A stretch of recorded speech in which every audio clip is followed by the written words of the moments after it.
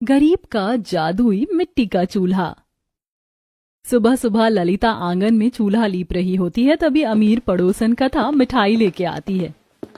ये लो ललिता, लड्डू खाओ, देसी घी के बने हुए हैं। मगर कथा बहन, ये लड्डू किस खुशी में बांट रही हो? मेरे घर में 4 बर्नर वाला मॉडर्न गैस चूल्हा आया है, तो बस सोचा पड़ोसियों से खुशी बांट लूं। मगर अभी हाल फिलहाल में लगभग 6 महीने पहले तो आपने गैस चूल्हा खरीदा है। हाँ, मगर वो 2 बर्नर वाला चूल्हा था और मैं उस पर खाना बनाकर बोर भी हो गई थी। अब नए मॉडल का चूल्हा निकलेगा तो हम अमीर लोग ही खरीदेंगे ना। अच्छा, अब आई हैं तो चाय पी कर जाइएगा। इस पर कथा रघुवंशी नाक से कोड़कर बोलती है, नहीं रहने दो ललिता, वैसे भी तुम्हारा ये मिट्टी का चूल्हा, तुम मिट्टी, तेल और गोबर के उपले से जलाती हो, मुझे स्मेल आती है। तुम भी छोटा मोटा गैस चूल्हा खरीद लो, फिर चाय पीने आऊंगी। अच्छा चलती हूँ, बाकी लोगों को लड्डू बांटने हैं। अरे ललिता बहू, 2 घूंट चाय तो पिला दे, आज तो बड़ी देर लगा दी तूने। जी बाबूजी, बस चढ़ा रही हूँ चाय अभी। दुखी मन से ललिता चूल्हे पर चाय चढ़ा देती है। एक तो खुला आंगन, ऐसे में मिट्टी के चूल्हे पर खाना बनाना कठिनाई और चुनौती भरा मंजर होता है। ललिता का ससुराल बहुत गरीब तबके का था।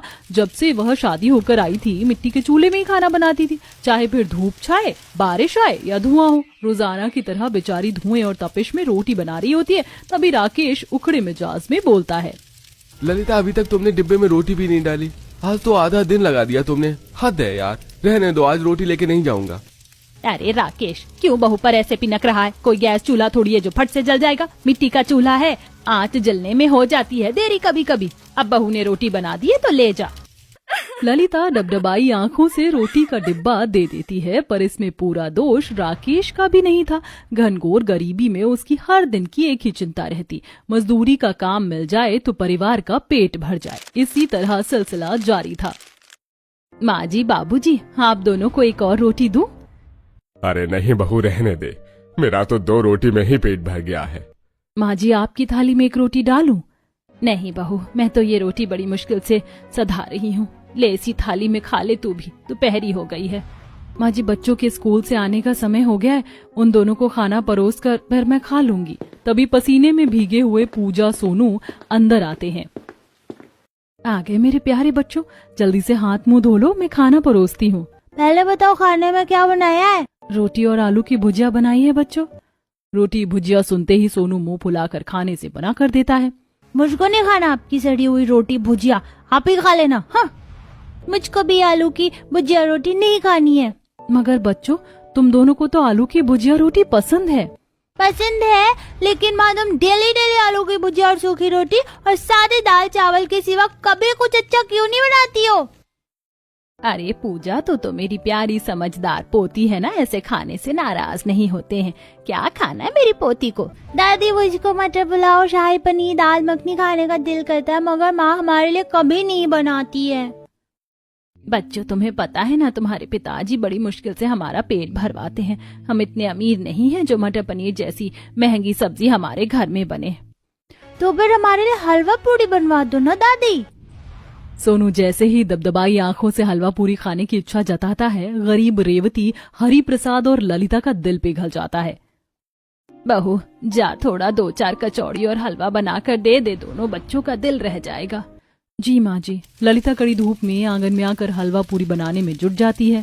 हे भगवान, इस मिट्टी के चूल्हे पर पकवान बनाना राई के पहाड़ बनाने जितना कठिन है। शुक्र है भगवान का हलवा तो तैयार हो गया, जल्दी से पूरी छान लेती हूँ। ललिता पूरी तलने लगती, तभी एकदम से मिट्टी का चूल्हा टूट जाता है, तेल से भरी कढ़ाई पलट जाती है। तभी सास रेवती दौड़ कर आती है। अरे बहू, तू ठीक तो है? तेल का छींटा तो नहीं पड़ा? नहीं माँ जी, मैं ठीक हूँ, मगर चूल्हा टूट गया, अब खाना किस पर बनेगा?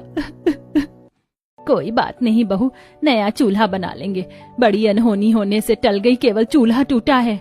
माँ जी, दोनों बच्चों के खाने लायक हलवा पूरी बन गई है, मैं परोस देती हूँ, फिर जंगल चली जाऊंगी, मिट्टी भी लेकर आना और ईंधन के लिए लकड़ियां भी। ललिता हलवा पूरी की थाली सजाकर जैसे ही जाने लगती है, उसकी नजर पड़ोसन के दरवाजे पर जाती है, जहाँ एक बड़ी गरीब कुबड़ी कोढ़ी बुढ़िया खाना मांग रही थी। बेटिया, भगवान के लिए 2 रोटी खिला दो, बहुत भूखी हूँ, भगवान तुमको बरकत दे। हे भगवान, ये बुढ़िया कितनी ढीठ है, मेरे घर में तुझको खिलाने के लिए कुछ नहीं है, चल भाग भाग यहाँ से। कथा उस बुढ़िया को दुत्कारते हुए धक्का मार देती है, जिससे उसके कोड़ के फोड़े छिल जाते हैं। तभी ललिता आकर उठाती है। अम्मा, आप ठीक तो है ना? आपके घाव से तो खून बह रहा है, आप मेरे घर चलिए। अरे ओ ललिता, इस बुढ़िया के शरीर पर कोई आम घाव नहीं है, बल्कि कोढ़ है। ये बीमारी फैलती है। अरे मत छू इसे, वरना तू भी ग्रस्त हो जाएगी। ललिता कथा की एक बात नहीं सुनती और तरस खाकर उस बुढ़िया को अपने घर लाती है और उसके घावों पर मलहम लगाती है। वहीं दोनों बच्चे अपना खाना उसे परोस देते हैं। ये लो दादी अम्मा, आप ये हलवा पूरी खा लो। भूख से बेहाल बुढ़िया झट से पूरी हलवा खा लेती और दोनों बच्चे टुकुर टुकुर देख रहे थे। ललिता ने रोते हुए कहा, बच्चों, अब तो घर में खाने को कुछ भी नहीं और चूल्हा भी टूट गया। आज खाना नहीं बन पाएगा। कोई नहीं माँ, हम भूखे रह लेंगे। उनकी बात सुनकर बूढ़ी अम्मा अपनी पोटली में से मिट्टी निकाल कर देती है। सुनो बेटी, मेरे पास उस खाने का मोल चुकाने के लिए और कुछ नहीं, केवल ये मिट्टी है। तुम इससे चूल्हा बना लेना, ये चूल्हा फिर कभी नहीं टूटेगा। मैं चलती हूँ। बुढ़िया ललिता को मिट्टी देकर चली जाती है। ललिता उस मिट्टी से चूल्हा तैयार करती है। जैसे जैसे मिट्टी सूखती है, चूल्हा खरे सोने की तरह चमचमाने लगता है। तभी रेवती टोकती है, ललिता बहू, ये चूल्हा कौन से अनोखी मिट्टी से बनाया है? देख, कुंदन की तरह चमक रहा है। खैर, अब खाना चढ़ा दे, राकेश भी लौटने वाला होगा। जी माँ जी। जैसे ही ललिता चूल्हे पर भगोना चढ़ाती है, बर्तन लबालब लजीज शाही पनीर से भर जाता है, जिससे पूरा का पूरा गरीब परिवार अचंभा करने लगता है। हायला माँ, ये चूल्हा तो दिन के चिराग की तरह जादू करता है। बहू, ये कैसा चमत्कार था? मैं भी उलझन में हूँ माँ जी। मैंने तो पतीले में कुछ पकाया भी नहीं, फिर पनीर की सब्जी से कैसे भर गया? ललिता चूल्हे की माया को थाने के लिए फिर से एक खाली बर्तन चूल्हे पर रखकर इच्छा मांगती है। मैं चाहती हूँ कि अभी के अभी इस बर्तन में शाही टुकड़ा मिठाई आ जाए। जादुई चूल्हा अपना चमत्कार दिखाता है और देखते ही देखते बर्तन स्वादिष्ट शाही टुकड़े से भर जाता है। सबकी आंखों में खुशियों की चमक छाई थी। इसका मतलब माँ जी, वो अम्मा भगवान का भेजा हुआ दूत थी जो हमारी परीक्षाएं लेने आई थी। देर ही सही बहू, ऊपर वाले की बरकत हमारे परिवार पर हुई है, तभी तो इस जादुई चूल्हे से हमें नवाजा है। बारी बारी से पूरा गरीब परिवार अपनी पसंद का खाना मांगता है।